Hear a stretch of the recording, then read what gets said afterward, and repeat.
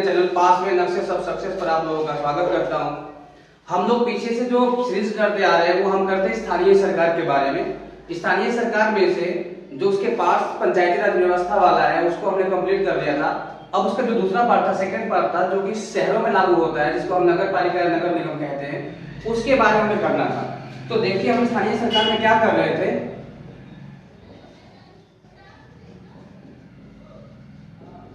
स्थानीय जो ये सरकार है इसके दो हमने पार्ट पढ़े थे। इसमें से हमने पढ़ा था एक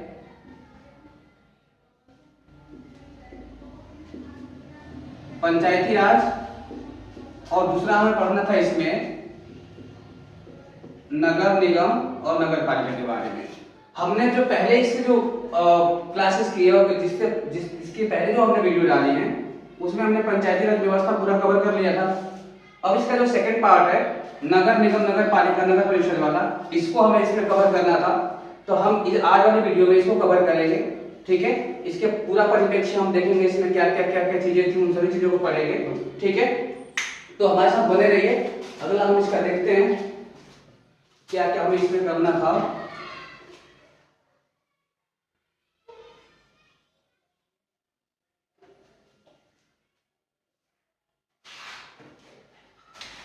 अब हम पढ़ेंगे आज नगर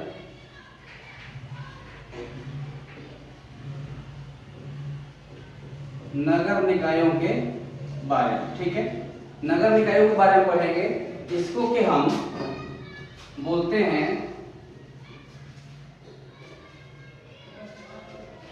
नगर पालिका, ठीक है। तो हम इसके बारे में पढ़ेंगे, नगर पालिका, नगर निगम और नगर पंचायत के बारे में, ठीक है। तो सबसे पहले इसको हम पढ़े उससे पहले इसका थोड़ा सा ऐतिहासिक परिप्रेक्ष्य देखते हैं कि इतिहास में क्या रहा है, कब कब इसको चालू किया गया और कैसे किया गया। देखिए इसका इतिहास देखते हैं। हम देख रहे हैं यहाँ पर जो नगर निकाय है उसके इतिहास के बारे में। तो हमने देखा कि सबसे पहले नगर निगम की शुरुआत जो की गई वो किस शहर में शुरू की गई भारत के, और कहां से शुरुआत की गई। तो नगर निगम की अगर हम शुरुआत की बात करते हैं तो सबसे पहले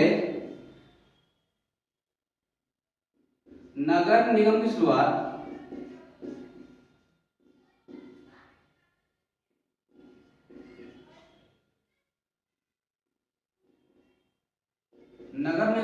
जो सबसे पहले की गई वो की गई थी मद्रास से। और कब की गई थी, तो नगर निगम की शुरुआत हम देखते हैं करते हैं 1687-88 में सबसे पहले नगर निगम की शुरुआत हमारे देश में मद्रास से की गई, यहां से की गई थी। इसके बाद ही देश के अलग अलग शहरों में से ले जाया गया। और हम सेकेंड नंबर पर अगर हम देखें कि इसके बाद कहां ले जाया गया इस नगर निगम को, तो इसके बाद में ले गया 1726 में दो और शहरों में इसे एस्टेब्लिश किया गया। और वो शहर थे कौन कौन से, एक था बंबई और दूसरा था कलकत्ता, ठीक। तो ये हमारा नगर निगम नगर पंचायत का एक ऐतिहासिक परिप्रेक्ष्य था कि सबसे शुरुआत में कहां से इसको हमने शुरू किया, कब से शुरू किया, ठीक। तो इसका ऐतिहासिक परिप्रेक्ष्य हमने देख लिया।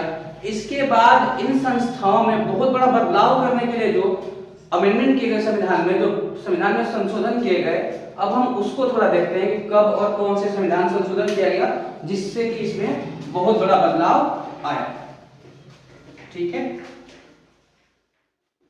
तो जो इसमें सबसे बड़ा बदलाव लाने के लिए जो संशोधन किया गया वो हम पीछे वाले भी चैप्टर में पढ़े हैं, जो कि हम पंचायती राज पढ़ रहे थे उसमें, कि उसमें देखा था हमने कि दो संशोधन किए गए थे 1992 में।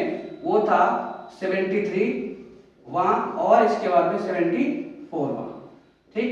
तो ये भी बात हम लोगों को पता है कि क्योंकि हमने इसको कवर कर लिया है, ये पंचायत ग्रामीण एरिया गांव के एरिया से संबंधित था। तो सिंपल सी बात है कि 74 वाला जो अमेंडमेंट है ये नगर निगम से संबंधित है, नगर पंचायत से संबंधित है। तो हम इसी के बारे में पढ़ेंगे जो कि है हमारा 74वां अमेंडमेंट या संविधान संशोधन।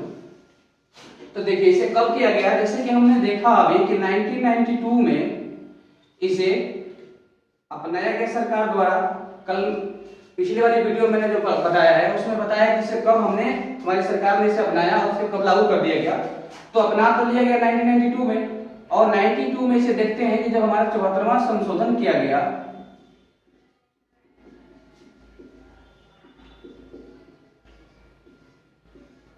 ठीक, 1992 का जो हमारा 74 संशोधन है उसके बारे में हम देखेंगे कि इसमें इसको लाने से हमारे संविधान में बदलाव क्या क्या आया, क्या क्या नए नए चेंजेस किए गए नगर निगम के लिए। तो सबसे बड़ा जो चेंज किया गया पहला वो था कि संविधान के अंदर, संविधान में 9 क मतलब कि 9 क को जोड़ा गया हमारे संविधान के अंदर, ये संशोधन करके।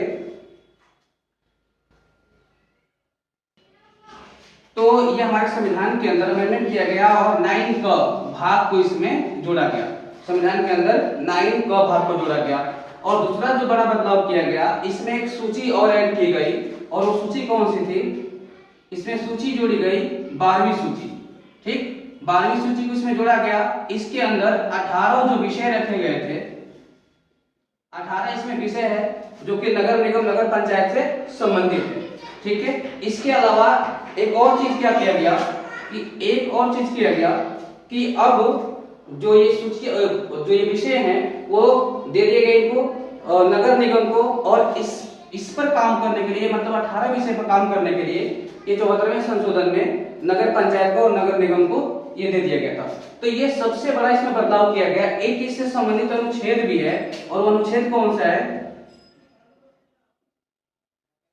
अनुच्छेद 243W, ठीक, ये अनुच्छेद है जो कि नगर निगम से संबंधित है। ये सारे के सारे बदलाव किए गए हमारे 1992 के द्वारा, और से फिर अमेंडमेंट इसमें लागू किया गया 93 में। तब से ये सारे के सारे नगर निगम में काम कर रहे हैं, ठीक है। इसके बाद हम देखेंगे कि ये जो अमेंडमेंट किया गया इसकी विशेषताएं क्या रही। ये तो हमने बदलाव कर दिया संविधान के अंदर, ठीक। इस बदलाव के बाद हमने और क्या ऐड किया था, इसकी कुछ विशेषता देखते हैं हम कि 74 अमेंडमेंट का क्या विशेषताएं थी।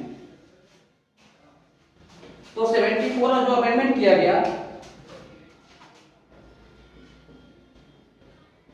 74वां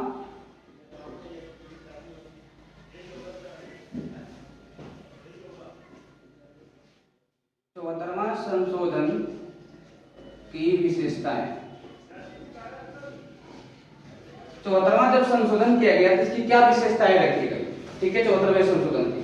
तो 74वें संशोधन की विशेषताएं अगर हम देखें तो इसमें सबसे जो बड़ा विशेषता थी इसकी कि नगर निगम जो था या नगर निकाय जो थे, नगर निकाय को 3 भागों में बांट दिया गया, जो सबसे बड़ा बदलाव था। तो अब हम पढ़ेंगे इसमें नगर निकाय को 3 भागों में बांटा गया,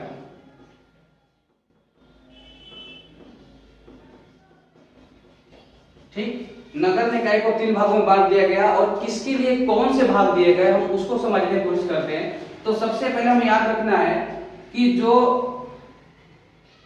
नगर पंचायत है,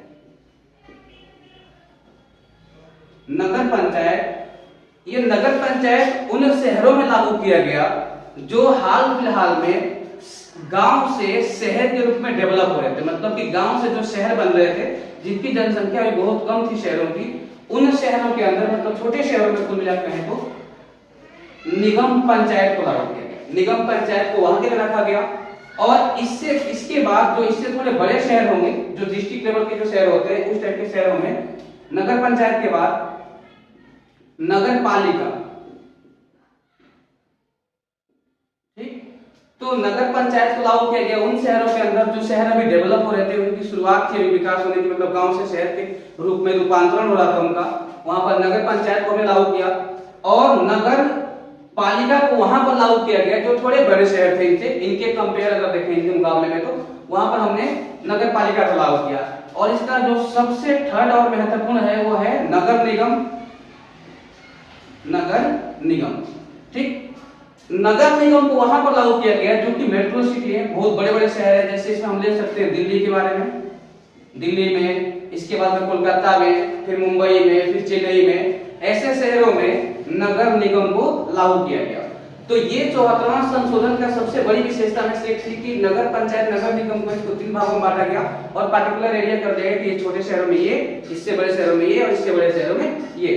तो ये सबसे बड़ा बदलाव किया गया था हमारे 74वें संविधान संशोधन के द्वारा। ये 74वां संशोधन की हम विशेषता कह सकते हैं, सबसे बड़ी विशेषता थी ये। इसके बाद में अब हम देखते हैं कि सभी लोगों को बात ये मालूम होगी कि शहर क्या होता है। ऐसे शहरों के बारे में तो हम लोग बोलते हैं रोज कि शहर क्या होता है, लेकिन जो हमारी किताबें हैं वो शहरों के बारे में क्या डेफिनेशन देती है, शहर के बारे में क्या कहती है, शहर किसे कहते हैं। अगर मैं ऐसे आम लोगों से पूछूं तो कह रहे हैं कि हाँ शहर से कहते हैं जहाँ बड़ी बड़ी गाड़ियां चलती हो, बड़े बड़े हॉस्पिटल्स हो, बहुत बड़े बड़े कॉलेज हो, उनको हम शहर कहते हैं। लेकिन ऐसा है नहीं। हमारी किताब या हमारे जो शहर बनाने और मानने की जो स्थिति है वो बिल्कुल ही अलग है। अगर हम देखें अपने लिखने के हिसाब से कि शहर किसे कहेंगे, तो हमें याद रखना है कि शहर हम उसे कहते हैं शहर जहां की आबादी कम से कम 5000 हो। 5000 अगर आबादी होगी वहां के तभी हम उसे शहर कहेंगे। ये पहला क्राइटेरिया है। दूसरा इसका क्या है कि 75% जो लोग हैं वहां पर रहने वाले, 75% जो लोग वहां पे रहने वाले हो वो कृषि कार्य ना करते हो, कृषि करने वाले ना हो,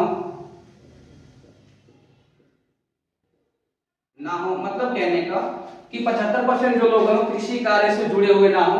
ठीक है। इसके अलावा एक और चीज है और वो क्या है, 400 व्यक्ति प्रति वर्ग किलोमीटर। ठीक है, 400 व्यक्ति प्रति वर्ग किलोमीटर। ये तीनों जो क्राइटेरिया को फुलफिल करता है उसको हम शहर कहते हैं।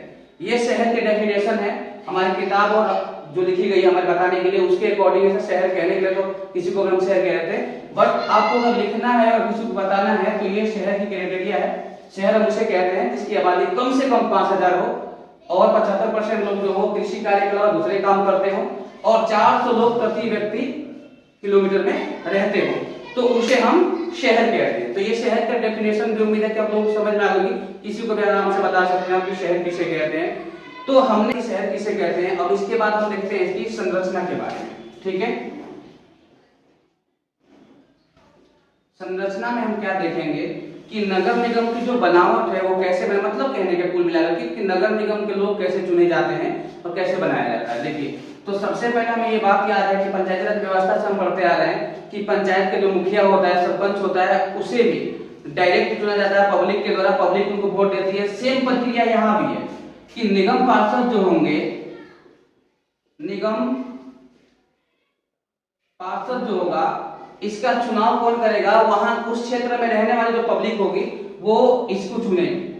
मतलब कि नगर निगम का चुनाव हो रहा है तो निगम पार्षद का चुनाव वही व्यक्ति करेगा जो उस क्षेत्र में रहता होगा, वो उसे वोट देकर रहे। एक तो ये इसकी संरचना में है। और दूसरा चीज क्या है कि इसको ठीक प्रकार से चलाने के लिए, काम को ठीक प्रकार से करने के लिए वार्ड बनाए जाएंगे। मतलब कहने का कि उस क्षेत्र को कई सारे वार्डों में बांट दिया जाएगा। ठीक, ये इसकी संरचना में है। इसके अलावा अगर हम देखें कि निगम पार्षद, अगर आपको निगम पार्षद का चुनाव लड़ना है तो निगम पार्षद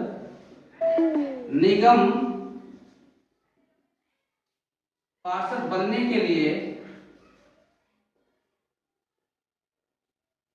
के लिए आपकी एज, मतलब कि आपकी उम्र कितनी होनी चाहिए, तो ये याद रखना है कि कम से कम आपको 21 वर्ष का क्राइटेरिया पूरा करना है। मतलब कि आप 21 साल के होंगे तभी आप नगर निगम का चुनाव लड़ सकते हैं। और यही सेम चीजें पंचायत में भी है।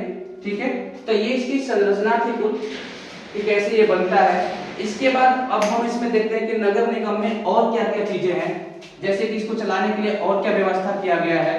तो इसमें एक चीज और व्यवस्था है, और वो व्यवस्था क्या है, आरक्षण का। ठीक, आरक्षण की मतलब कहने का कि नगर निगम के उस क्षेत्र में रहने वाले लोगों को किसको आरक्षण दिया जाएगा। तो हमें याद रखना है सबसे पहले कि महिलाओं को 1/3 मतलब कि 1/3 आरक्षण दिया गया है। इस क्षेत्र की वो महिला, जब भी चुनाव होगा तो सीटों में आरक्षण दिया गया है, ये भी याद रखना है। महिलाओं को किसमें आरक्षण है, ये सीटों में आरक्षण है ये। ठीक है, ये सीटों में आरक्षण दिया गया है। जैसे कि मान लीजिए कि अगर वहां पर 100 सीट हैं तो 100 में से लगभग 33 जो सीट होगी वो महिलाओं के लिए आरक्षित होता है। ठीक है, तो ये आरक्षण का प्रावधान किया गया है। इसके अलावा उस क्षेत्र में रहने वाले एससी और एसटी जो लोग हैं हमारे, उनके लिए सीटों का आरक्षण है। और वो कितना परसेंट आरक्षण है, जितनी परसेंट उनकी जनसंख्या उस कॉन्स्टिट्यूंसी में है, जितने परसेंट वो लोग हैं, उतने परसेंट ही लोगों को, उतनी ही सीटें इन लोगों के लिए आरक्षित कर दिया गया है। एग्जाम्पल के लिए हम देख सकते हैं कि अगर मान लीजिए कि 12% वहां पर एससी के लोग हैं, ठीक, तो 100 अगर सीटें हैं तो 100 में से 12 सीटें जो होंगी वो एससी वालों को दे दी जाएगी। उसी प्रकार से अगर एसटी वाले मान लीजिए वहां पर 8% हैं, तो एसटी वालों के लिए 8 सीटें 100 में से दे दी जाएगी। तो ये आरक्षण का प्रावधान किया गया है। नगर निगम में भी यही है और पंचायती राज व्यवस्था में भी, गांव में भी यही व्यवस्था किया गया है। ठीक है, तो आरक्षण के बाद एक और चीज है इसमें, क्या है, और वो है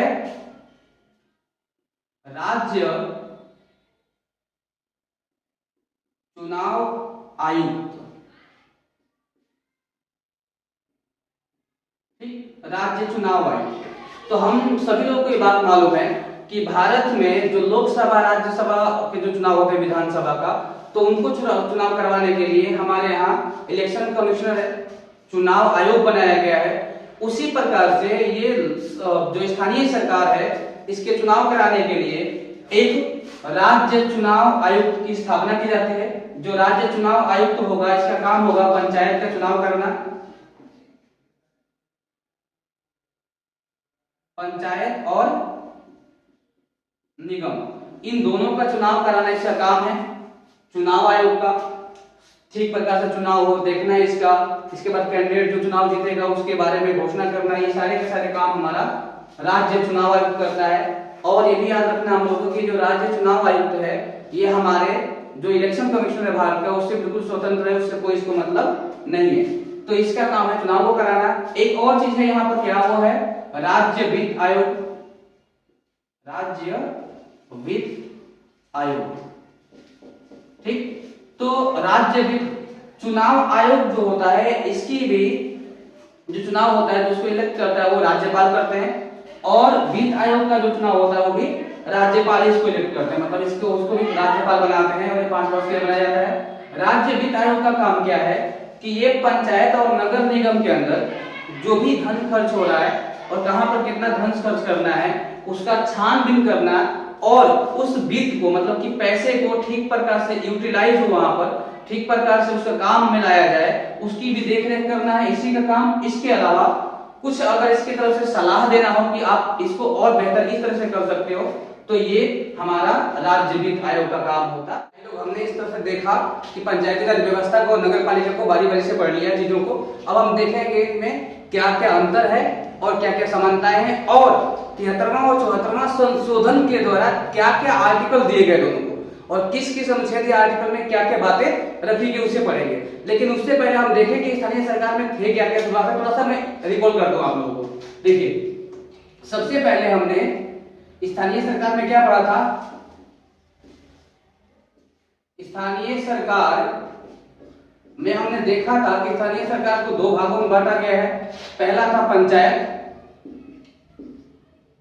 और दूसरा था हमारा नगर निकाय। ठीक, इसको हमने पढ़ा था। अब हमने देखना था कि पंचायत जो है, इस पंचायत को कितने भागों में रखा गया, भाई पंचायत के लिए कैसे काम किया जाता है। तो हमने देखा था कि पंचायत में सबसे पहले ग्राम पंचायत को रखा गया। ग्राम पंचायत के बाद किसको रखा गया भाई, तो ग्राम पंचायत रखा गया, फिर रखा गया ग्राम पंचायत के बाद ब्लॉक समिति, और इसके बाद 3rd नंबर पर रखा गया था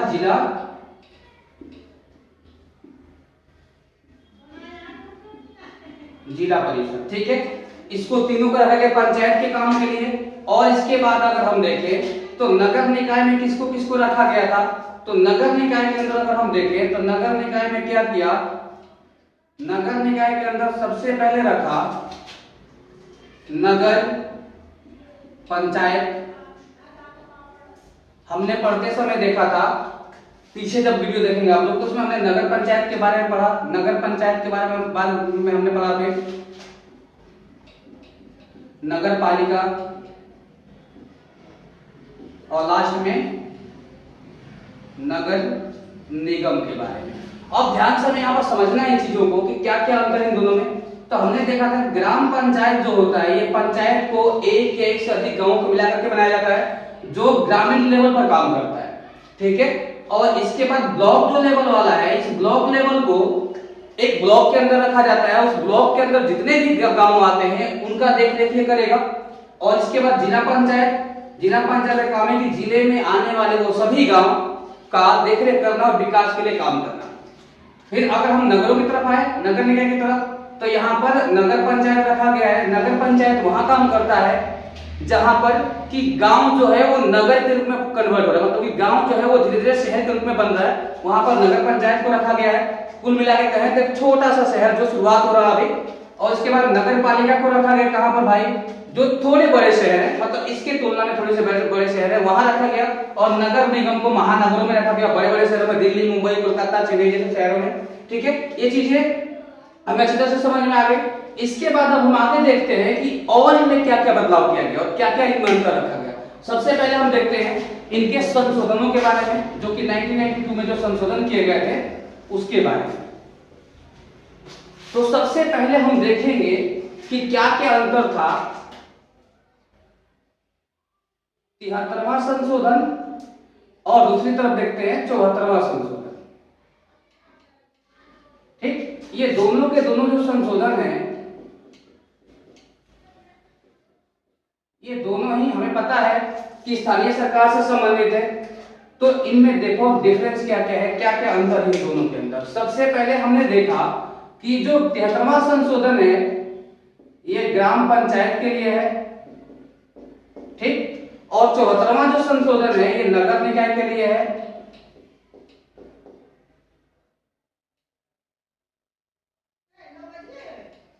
ठीक। हमें याद रखना है कि 73वां ग्राम पंचायत और 74वां नगर निकाय के लिए, ये भी बात हम लोगों को अच्छी तरह से मालूम है, ठीक है। इसके बाद और क्या बदलाव किया गया दोनों संशोधनों में। इसके बाद बदलाव किया गया 73वें संशोधन के द्वारा संविधान में भाग 9 जोड़ा गया, ठीक। और यहां पर 9 क को या ए कह सकते इसको जोड़ा गया। इन दोनों में ये देखना है क्या अंतर है इसमें, 73वां ग्राम के पंचायत के लिए और ये किसके लिए, नगर निगम नगर निकाय के लिए है। इसमें भाग 9 है, इसमें भाग 9 ब को जोड़ा गया।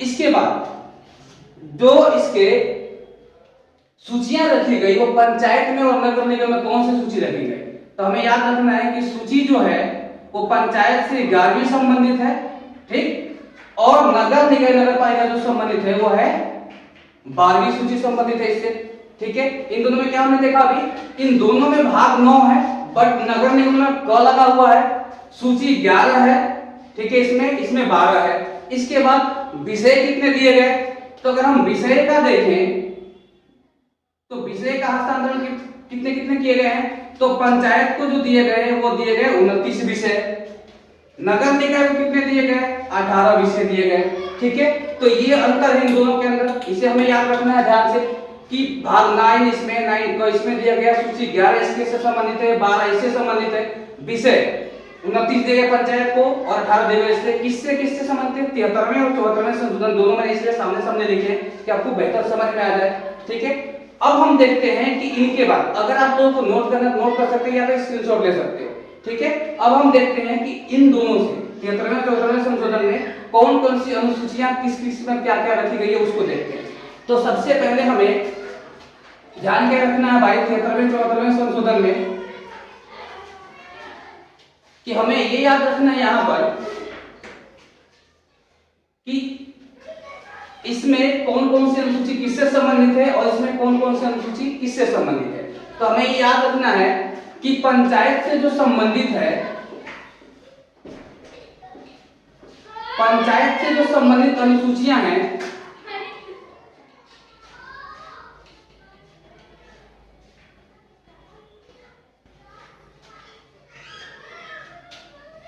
इसमें पंचायत से जो संबंधित है उसके अंदर रखे गए हमारे आर्टिकल, पंचायत से संबंधित जो आर्टिकल रखे गए हैं और नगर निगम से जो रखे गए हैं संबंधित,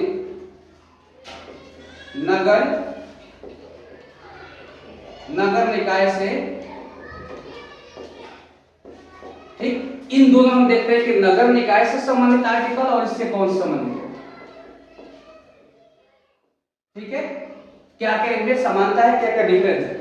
तो जो 73वां संशोधन मतलब कि ग्राम पंचायत से संबंधित जो आर्टिकल है वो 243 पंचायत के लिए रहेगा, मतलब कि ग्रामीण एरिया के लिए, और 243 जो है पी, 243 पी, देखना ध्यान में क्या देना है कि 243 आर्टिकल जो है वो पंचायत से है और 243 जो है ये नगर निगम से है, लेकिन इसमें एक और चीज जुड़ा हुआ, पी जुड़ा हुआ है।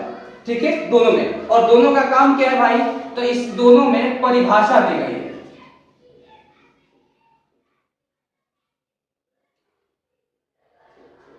ठीक है, क्या हमें याद रखना है कि 73वें संशोधन में जो आर्टिकल है 243 और 74वें में 243 पी है, इन दोनों के अंदर परिभाषाएं दी गई है। 43 में पंचायत के लिए और 43 पी में नगर निकाय के लिए परिभाषाएं दी गई है। इसके बाद 243 सी और 243 क्यू, इसमें क्या क्या दी गई बात है, तो 243 और 243 क्यू दोनों का देखना अंदर क्या दिया गया है, तो इसमें दोनों का गठन के बारे में बात बताई गई है। ठीक है, मतलब कि कैसे नगर निगम का गठन होगा, नगर पालिका का गठन कैसे होगा, और 243 सी में दिया गया है कि पंचायत जो होगा ग्रामीण लेवल पर उसका कैसे गठन किया जाएगा। ठीक है, तो इन दोनों का डिफरेंस समझा आप लोगों ने। इसके बाद देखते हैं हम 43 240, ये हमें याद रखना है पहले तो कि जितने भी हम आर्टिकल कर रहे हैं, ठीक है, ये सारे के सारे आर्टिकल सेम है, 243 43 43, इसमें A B C D E लगा हुआ है। एक चीज पहले हम इसको समझे, इससे पहले एक चीज और समझ लीजिए आप लोग कि 243 से 243 पी जो है, सॉरी ओ, 243 से लेकर 243 ओ जो है, ये सारे के सारे आर्टिकल इसके बीच में जितने भी हैं ये सारे पंचायत से संबंधित है। और इसके आगे अगर हम इससे देखें नगर निकाय से संबंधित जो आर्टिकल्स हैं ये हैं 243 पी से 243 जेड तक, और इसके बाद 243 जेड ए से 243 जेड से 243 जेड जी तक। ठीक है, ये सारे जो आर्टिकल्स हैं ये सारे आर्टिकल्स नगर निकाय से संबंधित है, और इन्हीं आर्टिकल को हम बारी बारी से देखते हैं जो जो इंपॉर्टेंट है, जिसमें सारी चीजें मतलब दी गई है जो हमारे लिए महत्वपूर्ण है। तो हमने इसमें 43 43 पी 243 सी 243 क्यू का देख लिया हमने। 43 पी में और 43 में परिभाषा दी गई है, एक में पंचायत का, एक में नगर निगम का। 243 सी में 243 क्यू में गठन दिया गया इन दोनों का। इसके बाद आता है 243 डी और 243 टी। 243 टी, इसमें देखेंगे हम क्या दिया गया है, इसमें दिया गया सीटों का आरक्षण। एक में 243 डी है, इसमें पंचायत के लिए सीटों का आरक्षण और इसमें नगर निगम के लिए सीटों का आरक्षण दिया गया है। ठीक है, सीटों का आरक्षण, ठीक है, कि किसके मतलब कि इसमें सीटों का जो आरक्षण दिया गया, हमने आरक्षण के बारे में पढ़ा है कि यहाँ पर महिलाओं के लिए एससी और एसटी के लिए आरक्षण का प्रावधान किया गया है। तो ये आरक्षण पंचायत के लिए 243 डी में और 243 टी में नगर निकाय के लिए दिया गया है। ठीक है, इसके बाद 243 ई और 243 यू, इसमें दिया गया है किसके बारे में, कार्यकाल के बारे में, मतलब इसका कार्यकाल से कार्य जो चलेगा कितने वर्ष का होगा, कैसे होगा, अगर कोई बिजली त्याग पत्र देता है तो अगला कार्यकाल कैसे बनाया जाएगा, कैसे चलेगा, ये इसके बारे में बात की गई है। इसके बाद आता है हमारा 243H, ठीक है, और 243X। 243X इसमें दिया गया है टैक्स के बारे में बताया गया है कि टैक्स जो होंगे वो पंचायत 243H में किस पे टैक्स लगाएगी, कहां से इनको पैसे आएगा, और 243X जो है ये नगर निगम किस पे टैक्स लगाएगी, कहां से टैक्स कलेक्ट करेगी। ठीक है, इसके बाद अगर हम H के बाद देखें तो 243O जो है और 243ZG, 243 जेड जी। इसके अंदर लिखा गया है कि पंचायत के चुनाव मतलब नगर निकाय के चुनाव में स्थानीय सरकार के चुनाव में न्यायपालिका हस्तक्षेप नहीं कर सकती, नहीं कर सकती। ठीक है, ये याद रखना है कि 243 में 243 एक बार दोबारा से देखते हैं कि ये तो हो गया होगा आप लोगों का। स्क्रीनशॉट इसका ले लीजिए और स्क्रीनशॉट के बाद में फिर हम आगे देखते हैं कि आगे के आर्टिकल्स में क्या क्या बातें रखी गई है। ठीक है, तो इसको मैं मिटा देता हूं।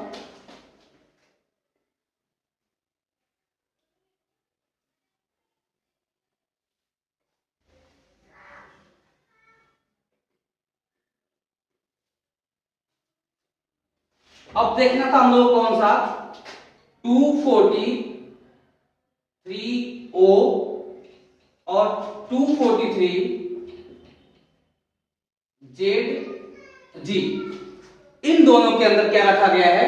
243O कहता है कि पंचायत के चुनाव में न्यायपालिका का कोई हस्तक्षेप नहीं होगा, वो कोई बीच बचाव नहीं करेगा बीच में। और 243ZG कहता है कि नगर निकाय के जितने भी चुनाव होंगे उसमें न्यायपालिका किसी प्रकार का हस्तक्षेप नहीं करेगा, मतलब न्यायपालिका का हस्तक्षेप नहीं, मतलब कि न्यायपालिका इन दोनों के चुनाव में किसी प्रकार का हस्तक्षेप नहीं कर सकता। और आर्टिकल कौन सा है भाई, पंचायत के लिए 243O और 243ZG है नगर निकाय और नगर पंचायत के जितने भी चुनाव होते हैं उसके लिए। इसके बाद आता है कुछ और भी स्पेशल प्रावधान है जो अलग अलग है, उसको हम देख लेते हैं। तो पंचायत के लिए 243A जो है ये ग्राम सभा की बात करता है, ग्राम सभा। ठीक है, 243A के अंदर ग्राम सभा को रखा है, ग्राम सभा कैसे गठित किया जाएगा, कैसे काम करेगा ग्राम सभा। और इसके बाद 243 जो बी है 243B कहता है कि जो आपका ग्राम पंचायत पंचायती राज व्यवस्था जो होगा वो त्रिस्तरीय होगा। तो 243 करता है बात किसका, त्रिस्तरीय का। ठीक है, त्रिस्तरीय होगा ये बताता है। इसके बाद अगर हम इसमें नगर निगम वाले में देखें तो नगर निगम में 243R जो है वो बताता है कि संरचना कैसी होगी। संरचना किसकी संरचना भाई, तो ये बताता है हमारे नगर पालिका के संरचना के बारे में, कौन 243R। ठीक है, इसके बाद आता है 243ZA जो है 243ZA ये बताता है चुनाव के बारे में। किसके चुनाव के बारे में, नगर निगम के चुनाव के बारे में। ठीक है, तो ये जितने भी महत्वपूर्ण जो आर्टिकल्स इसके थे हमने वो सारे आर्टिकल्स कर लिए हैं। ठीक है, और पंचायती राज व्यवस्था कैसे काम करती है, किसके लिए काम करती है, कैसे गठन होता है इसका, किस लेवल पर काम करती है, कितने इसके लेवल है, और सिर्फ नगर निकाय के बारे में भी हमने सारी चीजें देख लिया, इसके आर्टिकल्स भी सारे देख लिए। आप लोग सारे इसके आर्टिकल्स लिख सकते हैं, जो महत्वपूर्ण आर्टिकल्स हो हमने सारे बता दिया है। मैंने ये भी बता दिया कि पंचायत से संबंधित जो आर्टिकल्स है वो कहां से कहां तक है, 243 से लेकर के O तक है, 243O तक। और जो 74वें संशोधन में जोड़े गए आर्टिकल्स इसमें जो है वो 243P से लेकर Z तक और फिर ZA से लेकर ZG तक जो कि नगर निकाय से संबंधित है। इस तरह से हमारा नगर निगम और पंचायती राज व्यवस्था पूरा परिपूर्ण हो जाता है। हमारे चैप्टर पूरी तरह से सही से हो गए, बिल्कुल आर्टिकल के साथ में सारे। तो आप लोग इससे देखिए, शेयर कीजिए, बहुत सारा ज्ञान मिलेगा इससे। और खास तौर से उन बच्चों को जो कि तैयारी कर रहे हैं पुलिस वगैरह का, उनको। लेकिन याद रखना कि ये जो हमारा थर्ड पार्ट है इसका आर्टिकल्स वाले, इससे पहले आपको पहले 2 पार्ट देखने जरूरी होंगे, तभी आपको ये समझ पाएंगे, अदरवाइज समझ में नहीं आएंगे। तब तक के लिए हमारे वीडियो देखिए और शेयर कीजिए, और लोगों को खूब सारा ज्ञान पाने के लिए हमारे वीडियो को शेयर कीजिए, जिससे कि बहुत सारा ज्ञान उनको मिले। धन्यवाद।